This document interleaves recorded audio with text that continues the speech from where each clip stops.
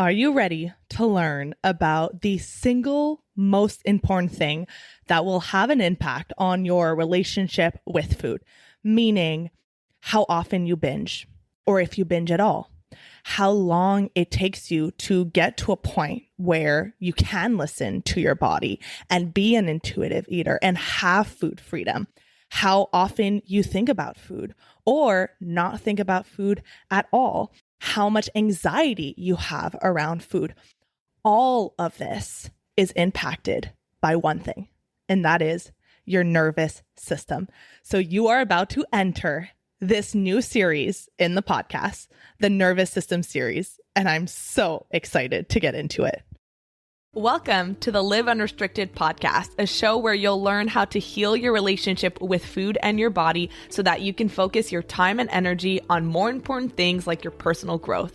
I'm your host, Sabrina Magna, food freedom coach, and my mission is to help make your life happier and healthier without stress, overwhelm, or guilt about food.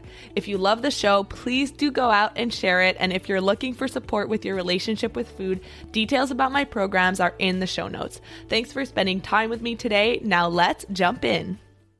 If you have been feeling like you have been working on your relationship with food or trying to overcome certain patterns around eating for longer than you would like to admit, and it feels like you have tried everything. And maybe you've even tried intuitive eating and tried to follow the principles and ended up feeling more out of control and more chaotic with your eating. And you could also be in that place where you have been listening to this podcast and you feel like you quote unquote know what you should be doing, but the gap between knowing and actually embodying it and doing it feels really big. And all of that creates frustration. It creates discouragement because you feel like, I don't know what else to do. I don't know what is missing. And I know because I have been there. And I remember when I started learning and going deep diving into the world of the nervous system, it was like a door opened up in front of me. This whole new world of understanding and of possibility became available to me. And the reason why I decided to do this series, so I don't know how many episodes this is going to be. I have so much that I could touch on when it comes to the nervous system. But the reason why I decided to do this series is because of a few reasons. Number one, I have a lot of new listeners to the podcast, a lot of new people in my world. And for some of you, you may have heard me refer to the nervous system and talk about it. But if you're anything like I was a few years ago, I understood kind of conceptually what the nervous system was, but did I really know why it had an impact on my relationship with food or my relationship with work? I had no real understanding. I just knew it was important. So if you are new here and you're hearing me talk about the nervous system, I think it's really important to have a solid foundation of what our nervous system is, what its role is, how it impacts our relationship with food in really real day-to-day ways. And also, what is a dysregulated nervous system? What is a healthy nervous system? What are the different states that our nervous system can go into? And how can that impact our relationship with food, our behaviors around food, how much we think about food? And also, what can you do to heal your nervous system, to get to a place where you are more regulated more of the time so that you can feel more grounded, handle stress better, think more clearly, have the ability to make plans for the long term, meaning be able to set goals and stick to those goals and have more consistency and have more holistic health in your life. That is why I wanted to do these series. And also because I know that right now, conversations around the nervous system is hot, which is wonderful. I love that because I truly think that at the basis of most of what people struggle with, it comes down to unhealthy, a dysregulated nervous system. And so I love that we're having more conversations around it. But I think that had I not done a deep dive and became obsessed with learning about the nervous system, I wouldn't really understand what it means to me and how this applies to me on a daily basis. So I want to simplify this for you. I want it to be clear so that whenever I'm talking about the nervous system moving forward, because it is such a big part of the work that I do, you know what we're talking about. You and I are on the same page. So in this episode, in this very first episode, we're going to do a little crash course. Think of it as Nervous System 101. So talking about what is our nervous system, its role, how does it feel to have a regulated versus a dysregulated nervous system. And then in the next episode, we're going to talk about the different nervous system states. So I'm sure that you are somewhat familiar with fight or flight, freeze, also called shutdown, or fawn, also called people pleasing. But most importantly, how does being in each of these different states affect your relationship with food specifically? Meaning how you relate to your own body during those states. So your body image, your ability to listen to your body, when you are more likely to turn to food impulsively, when you are more likely to turn to food for comfort, when you are more likely to turn to restriction, right? So all of these states have different characteristics to them. And once you can start recognizing which state you're in, then you will have so much more clarity, but also compassion for yourself to just know, oh, this is just my body in fight or flight right now. This is just my body in shutdown right now. What can I do to support myself back to regulation? And then, of course, I would love to do some episodes on strategies and things that I do with my clients that help a lot. So let's go into this specific topic, which is Foundations 101, Nervous System 101. So when we're talking about the nervous system as a whole, because it has many branches, sub-branches, but when we're talking about the nervous system as a whole, what it is, it's your body's command center. It's a complex network of nerves and cells that carry messages to and from the brain and the spinal cord to different parts of your body. And it controls how you think, how you feel, and what you do. And so there are two branches to your nervous system. And don't worry, I am not going to go too deep into the science because I don't know about you, but when someone gets too deep into the science, they lose me, and I don't want to lose you. I want to keep things simple so that you have a really basic concept that you can understand. And actually, now that I'm thinking about it, what I recommend is when you are done with this episode, try to teach what you learned to someone in your life, to your partner or your kids. Oh my goodness. If you could teach your kids about the nervous system now, when they are young, you are going to set them up with some of the knowledge and the skills that will put them to an advantage right away. Because if they can learn about their nervous system and they can start living their life through the nervous system lens, then they will have so much more control over their emotions, over their thoughts, over their actions. They will be less reactive, less impulsive, more intentional. So if you can teach them this, not only are you setting them up for success, but the reason why I recommend that you teach it to someone else is because it's going to reinforce it in your brain. If you are able to explain this to someone else, it means that you understand it yourself. So going back to the nervous system, there are two branches. There's the central nervous system, which we're not going to talk about too much today, but that comprises of your brain and your spinal cord. So think like literally center of your body is the central nervous system. And then there's your peripheral nervous system. And so that you can see it as like the sides of your body. And so that is where you will find the nerves that go all throughout your body. And in your peripheral nervous system, there are two branches. There's the autonomic nervous system, which is what we are going to talk about, and your somatic nervous system. Think of it as your autonomic nervous system is the involuntary processes.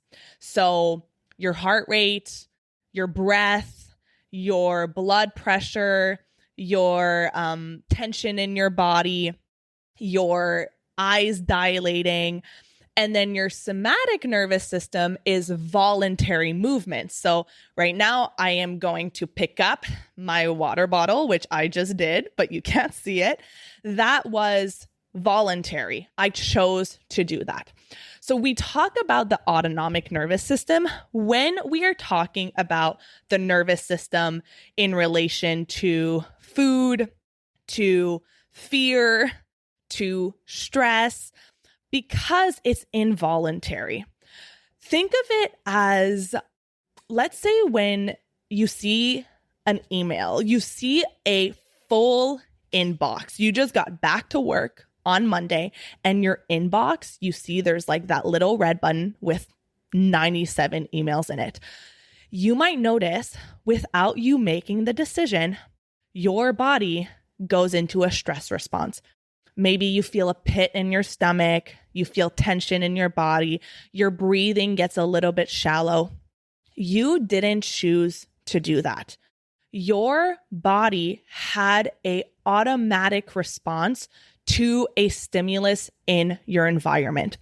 And the most important thing that you need to understand about your nervous system is that it has one job, and it is to keep you safe.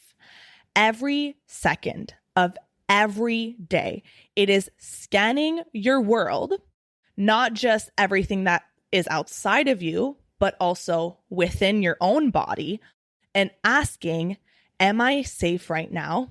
Or is there a threat? And so this sense that is constantly scanning the world for threats is called your neuroception.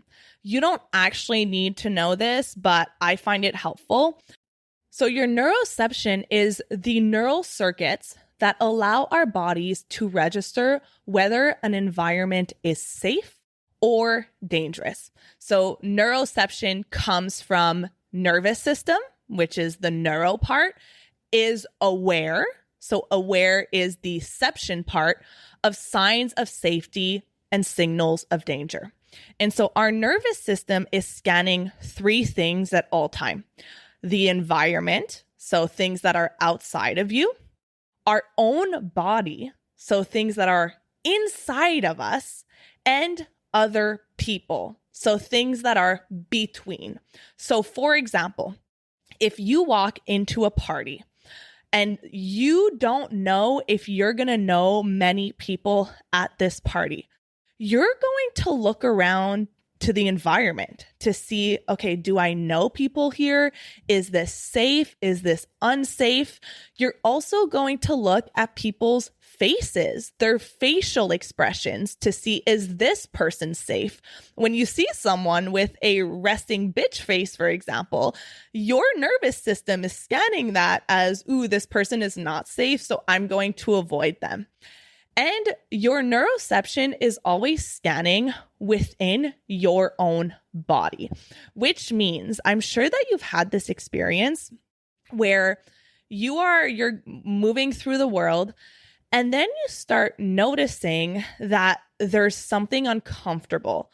maybe you're feeling this pit in your stomach or tension or a stomach ache, and your neuroception will try to treat that as, is this either safe? Is this just like a normal stomach ache that might come from you ate something that's making you feel bloated or you're digesting your food? Or it's trying to determine if this is something that we need to be afraid of, that we need to be aware of, that we need to treat seriously. Like, this is not a normal type of stomach ache. And so your neuroception is always scanning the world, scanning your own body, and scanning other people with the one question: is this safe right now, or is there a threat? And when it senses danger, it hits the alarm. When it senses safety, it lets you relax. That's it. That's the whole job. Now, when it comes to the different nervous system states, a really simple way that I like to look at it is first on a binary level, which is that you can either be in a state of creation or in a state of survival. So when you're in a state of creation, it means that you feel safe enough to plan for the future. You feel regulated enough to think clearly, to feel connected to people, to feel safe in your environment. Whereas when you're in survival, you are just thinking about, how can I get through the day? How can I feel better right now? If you think about, you're living in your house and you get a hurricane warning. If you're about to go into a potential hurricane, are you going to be thinking about long-term building projects like renovating your kitchen? No, right? You're going to go into survival, which is, how can we stock up? How can we get some food? How can we get some toilet paper? How can we get some water? You're going into short-term thinking of, how can we get through this threat right now? And who cares about the future, right? We just got to get through this threat right now. And so I find looking at it first through a binary lens can be helpful, because I can know, okay, have I been feeling in creation, aka have I been feeling regulated and grounded lately, or have I been feeling in survival mode? So now that you understand through this binary, simple type of thinking, we can go a layer deeper and talk about our different states, because we don't just have one survival state. So there are many terms to describe our survival states. I'm going to list the different ways that people describe it, because you may have heard it described as sympathetic and parasympathetic, but you may have also heard it described as mobilized and immobilized, or dorsal vagal and ventral vagal. And so there's a lot of different terms to it, and they all mean the same thing. And so we're going to try to make it as simple as possible, grade 1 level, and we're going to do that through a story. So I want you to imagine we go back thousands and thousands of years ago, and you've got cavemen in the forest, and they're around a fire, and there's no threats around. They're sharing bonfire stories, and they're in a state of safety. So they're regulated, they are focused on connection, they feel relaxed. But then they hear some rustling in a bush nearby. Their bodies will immediately perk up, right? And they might freeze because they want to hear what's going on. They will notice that their blood will rush to their extremities so that they are prepared to run away from the threat. There is when they start moving into a survival state. And then they see a saber-toothed tiger come out of the bush. So they have options: fight the saber-toothed tiger, fly. So not actually fly, but flight would be running away from the saber-toothed tiger, or freeze, which would be to just shut down. And in this situation would not be the best decision to make. And so their nervous system will make the decision, we are going to run. We're going to run as fast as we can. And so fight or flight is when your body is mobilized to go and either fight the threat or move away from the threat. And so this is where you will feel alert, reactive, defensive, focused on protection through action. So let's say you have been running away from this saber-toothed tiger for hours at this point. If you have been dealing with a threat for so long that your body starts to sense, I cannot fight this threat any longer, it will immobilize. It will go into a conservation of energy. And that is that freeze or shut down state. So at this point, you might realize the best survival strategy here is to go hide, to go behind a rock and hide and conserve my energy because I cannot run and I cannot fight this threat. So this freeze state is where you feel numb, you feel helpless, you feel disconnected, focused on protection through energy conservation. So at this point, let me just reiterate. We've got state number 1, which is that safe and regulated state where you are able to focus on connection and creation. Then we've got survival state number 1, fight or flight, where you are mobilized and you've got an increased energy in your body. This is where, if we bring it back to modern times in 2026, this is when you feel overly anxious and like you can't rest.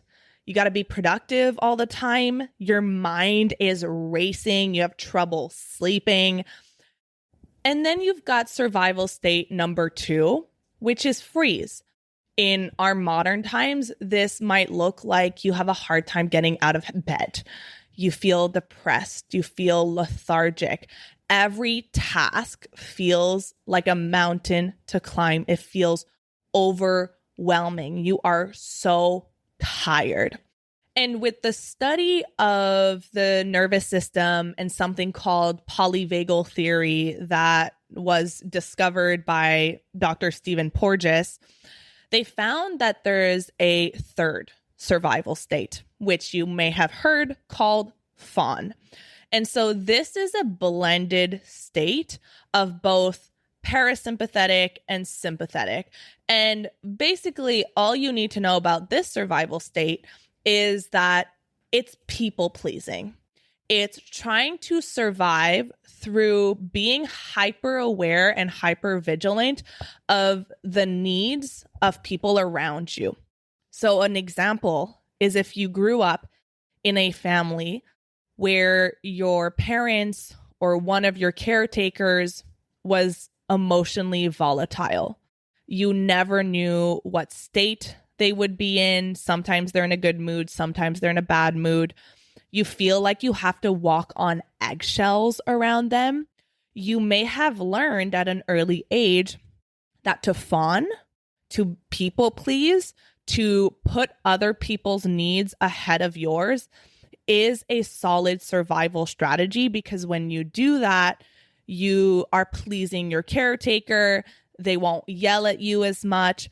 And so our nervous system all throughout our life is finding ways to survive threats that are real or threats that feel real to us, because oftentimes these were patterns that were developed at a really young age where we had no ability to think critically. All we had was our environment and the patterns of people around us. We had to make a lot of assumptions. And so your nervous system will learn certain strategies like binge eating, restricting, hyper obsessing over your body, doom scrolling, people pleasing. There are so many patterns that our nervous system will develop as a strategy that worked at the time to provide safety, to provide a sense of regulation in your body. But now as an adult, they don't serve you anymore. But your nervous system has repeated these patterns. It's stuck in the past.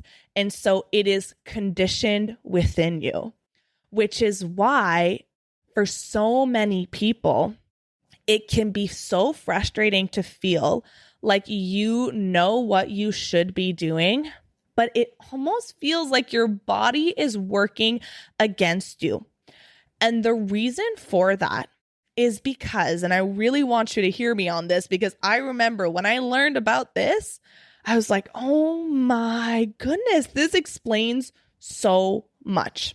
We think, and it was the conventional view of the world for a really long time, that if we just learn more information and we talk through our problems and we understand our problems conceptually and we reflect and we journal, then we should be able to solve them. And so talk therapy, which I'm not shitting on talk therapy. I've done talk therapy. I really got a lot of value from talk therapy. But some people will go to talk therapy and they find that at a certain point, they start hitting a wall and they start feeling like they're spinning around in circles. And the reason for this, and this is the fact that I want you to remember, 80% of the information that moves through your body comes from your body and goes up to your brain, which means there's only 20% of the information that gets exchanged throughout your nervous system that goes from your brain down to your body. This is why you could have that person in your life. I'm sure you all have that person who the second you're with them, you just feel instantly calm and you feel instantly safe. Luke is that person for me. The second I'm with him, I can so be myself. I feel so safe with him. I don't have to think about anything for my body to relax. My body does that without me having to think about anything. So that information goes from my body up into my brain.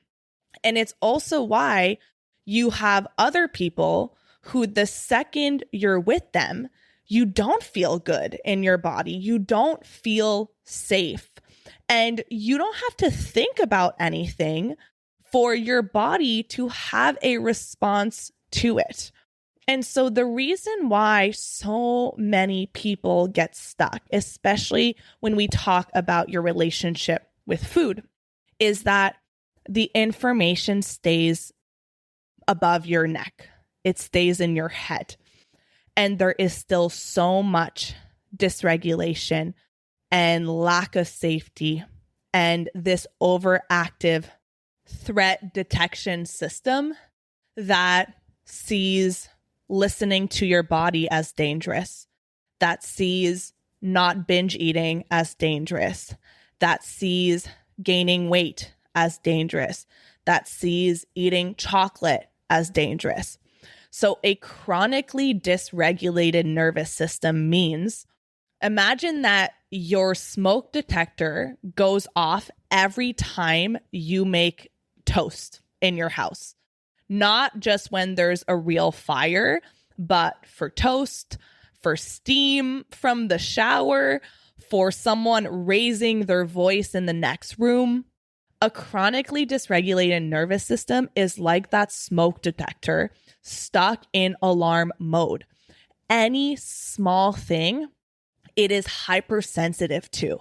It never fully resets. It's always a little or a lot on edge and hypervigilant, even when nothing dangerous is actually happening.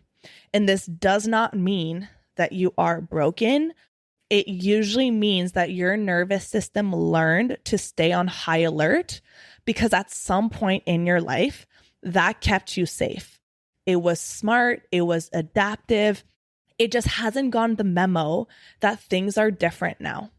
And I want to mention this distinction that you might know that trauma can have an effect on your nervous system and its threat detection system, but it doesn't have to be big T trauma, right? I know that for me personally, when I started learning about this work, I was like, whoa, I am chronically dysregulated. But I felt wrong about it because I would look back on my past and be like, I mean, I never had big traumas. I had great parents. They're still together. Like nothing big ever happened to me. But you don't need to have gone through big T severe traumas for your nervous system to have learned to be on high alert. So many of us are living in chronic survival mode, and we don't even realize it. 80% of the time in the Western world, people are living in survival states. That is an astronomical amount, and it's not fair. It is not fair that people are living this way. There are so many reasons why this is happening. The cost of living. Some people have to work 3 jobs. Some people don't have access to healthcare.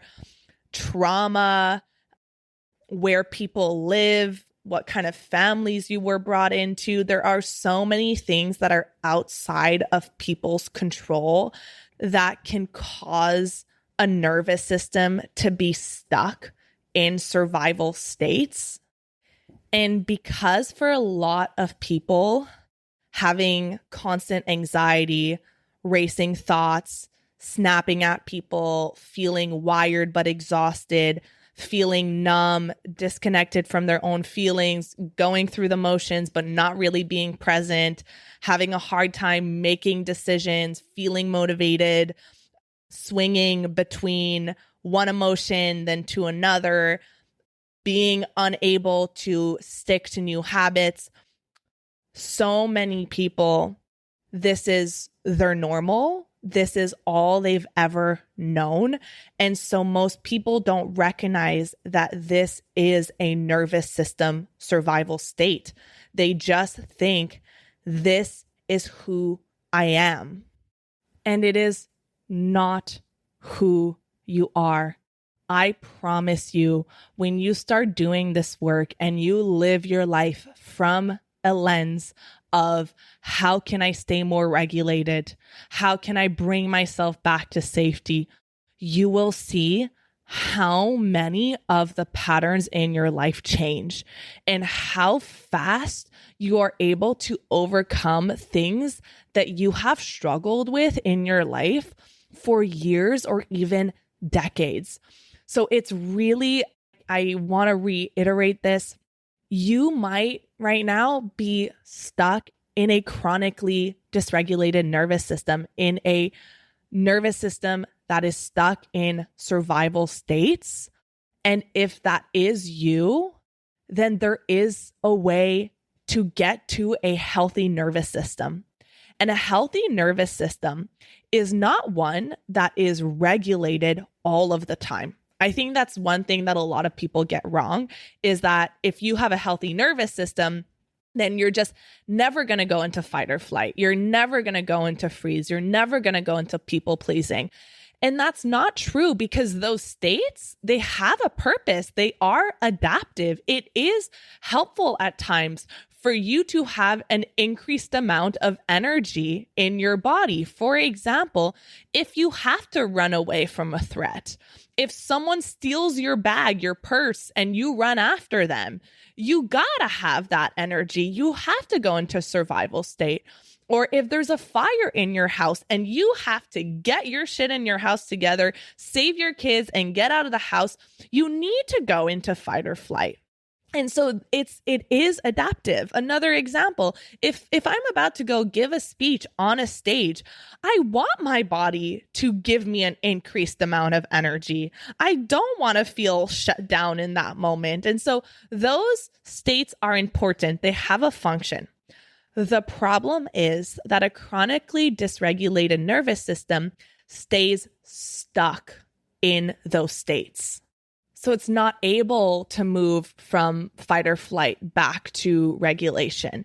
This could look like you wake up in the morning and something happens. Maybe you get in an argument with your kids or your partner, or you have an email at work that just really pisses you off. And then it follows you for the rest of the day. And you are in a shitty mood and you are anxious and you are dysregulated for the rest of the day, instead of being able to go through the conflict and then bring yourself back down to regulation. So a healthy nervous system is not one that never dysregulates. It's one that is resilient and flexible, meaning that it can handle life's ups and downs and stressors without becoming overwhelmed or stuck in a survival response like chronic fight or flight, chronic shutdown, or fawn, which is also people pleasing. So it can adapt and it can shift between states when it's appropriate to the situation, and then find its way back to regulation. Now, this episode is starting to run a little bit long, and so I'm going to wrap it up and we're going to go deeper into the next episodes. But the way that this relates to food and your relationship with your body is that when you're in a survival state, you have this perception that things are out of your control and that things are getting worse. So when you are in a survival state, number one, you are more likely to try to exert control over what you feel like you have control over.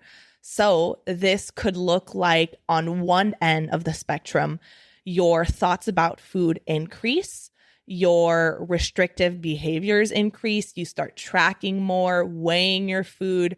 I remember when I was in France as the COVID pandemic was starting to become global. It was really bad in Europe. And I was in a real survival state at the time. I didn't know anything about the nervous system, but now I look back and I was like, oh my God, I was really in a survival state, as I should be, because at the time we did not know what would come out of this virus and how deadly it was. So I remember when I was living in France during that time, my eating disorder tendencies started to come back. And I started tracking everything and thinking about food all the time. And also on the other side of the spectrum, I started binging, which I hadn't done in a long time, because another way that our survival states can influence our eating behaviors is that we don't want to feel the discomfort. We don't want to feel the anxiety. We don't want to be in our bodies. We want to run away. And so a really great way to do that is to eat, to numb. You might notice that the more stressed you get, the more you scroll on your phone as a way to escape. The more you keep yourself distracted, like you're productive and busy and distracted all of the time. So the way that our nervous systems will start to find ways to feel relief, to feel a sense of calm, a sense of control, if food has been a primary way to do that, either on one hand restricting or on the other hand eating, then that will be amplified. And this is not even to mention that it becomes much harder to listen to your body and to interpret the signals of your body and for your body to communicate with you when you're in survival states. Because if you imagine that you're running away from that tiger, it's not the right time to think about grabbing a snack. It's not the right time to be thinking about digesting your food. It is time to shut down those signals so that you can make it past this threat. And so what I often see is people will embark on their intuitive eating journey without doing the nervous system work. And because they're so dysregulated and there is still so much fear and anxiety stuck in their bodies, they're trying to listen to their bodies, but they're really struggling because it's not the time for your body to communicate with you. Or on top of that, they're trying to bring trigger foods back in and giving themselves unconditional permission to eat. But their body is so dysregulated that it still has all of that programming around food, that this food is bad for me. They can't trust themselves around this food. And so they end up binging and reinforcing this belief that they're broken and that they can't eat intuitively. And so that's one thing I'm really seeing missing from the conversation around intuitive eating. And I have so much compassion for you if you have tried to follow the intuitive eating principles and felt like it didn't work for you.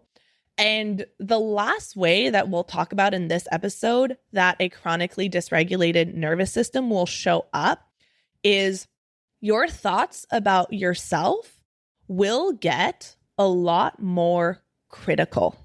I see this all the time in myself and in my clients.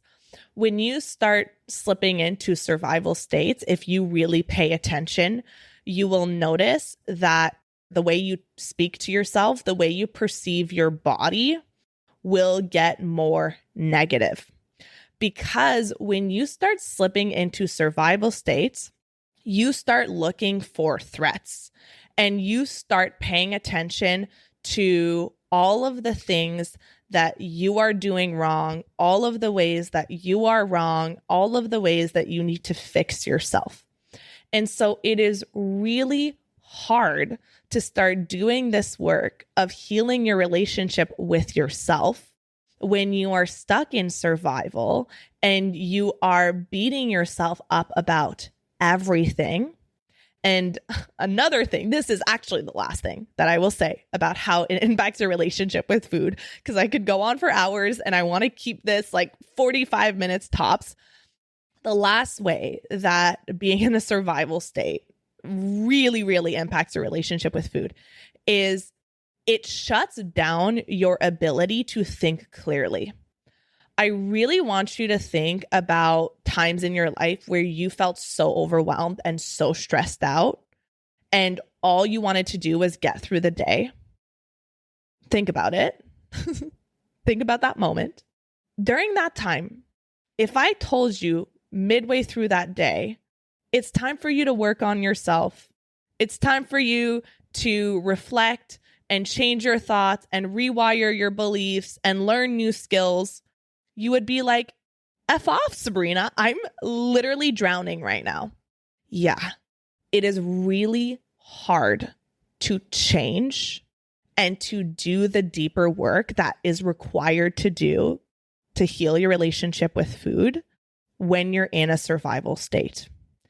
And so all of this to say, it is not just important, it is absolutely necessary to learn how to heal your nervous system, how to have a more resilient and flexible nervous system, how to have strategies to bring yourself back to regulation without needing to use something outside of yourself like restricting or scrolling on your phone or eating or overspending or drinking or drugs. Anything that I call buffers or artificial regulators that don't actually heal the root cause of the problem. They're just a Band-Aid and they end up they end up doing a lot more harm in the long term. So we don't want to do that. And so it's so important to start learning how to live your life through this nervous system lens, because when you do, you will notice that your patterns around food will naturally get better, because your food noise, your binging, your anxiety, all of that, it's a symptom. It is surface level, and we have to get beneath it. We got to go underneath the surface. So that is your first episode. Of course, if you want to go deeper, I actually have a full training inside of my new mini course that I created, Decode Your Food Noise. The second training is all about the nervous system and how it relates to self-sabotage with food, and getting you to start tuning in to your own nervous system. I have an exercise that's in it. It's so good. The second training, I was like, I gotta put that in there. So if you want to have access, if you want to enroll into my Decode Your Food Noise mini course, it's completely free. At least for now, it is completely free. And you can go in the show notes and there's a link there. You can enroll. You'll get instant access to the first video. And then 2 days later, you're going to get the second video. And then 2 days later, you're going to get the third video. I wanted to break it up into a couple of days to give you the opportunity to watch the videos, to do the exercises that I attached with each video. Those are really important. And to integrate what you are learning. I don't want you to just rush through this or feel overwhelmed by it. I really wanted you to have the time to take it all in, to do the exercises, and to do it properly. So you can find the info to get your little beautiful bum enrolled into Decode Your Food Noise.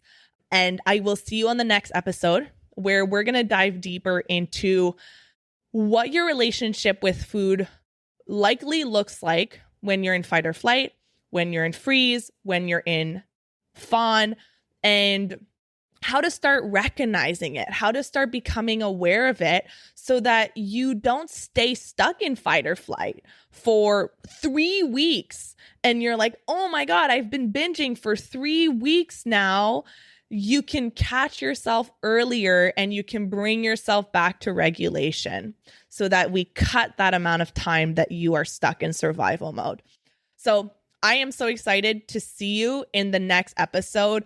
If you know some beautiful ladies in your life who they need to know about the nervous system, whether they have an unhealthy relationship with food, with their body, with work, because let me tell you, as someone who's constantly working on my relationship with work, this applies to your relationship with work. If they want a healthier relationship with their partner, I mean, it's everything. Human psychology, their nervous system, it applies to everything. So send them this episode. You know the drill. I love you, and I will see you for part 2 of this series. Bye-bye. Thank you so much for listening to today's episode. If you found it valuable, I would love if you would share it with someone you know that could benefit. If you're loving the show, don't forget to subscribe over on Apple Podcasts so you don't miss a single episode. I really love hearing feedback from you, so please leave a rating and review over on Apple to help us get in the ears of more people who need it the most. Finally, come hang out with me on Instagram at Sabrina Magnan Health for more educational content and get up close and personal with me. Thank you so much for being here, and I'll see you on the next episode.